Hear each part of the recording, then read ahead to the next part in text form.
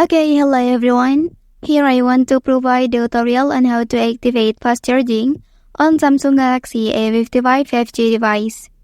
Well, fast charging is convenient, especially for individuals who are constantly on the go and have limited time to charge their device. It allows them to top up their battery quickly, even if they only have a short amount of time available. So how to do that? Let's go to the tutorial. Well, first of all, please open the settings menu on your device. Okay, and here you can scroll down. Then you can select battery option. Okay, so on this page, scroll down please, then select charging settings. After that, here you can enable the following options. Okay, so now the fast charging on your device is successfully active. Well, that's the tutorial on how to activate fast charging on Samsung Galaxy A55 5G device.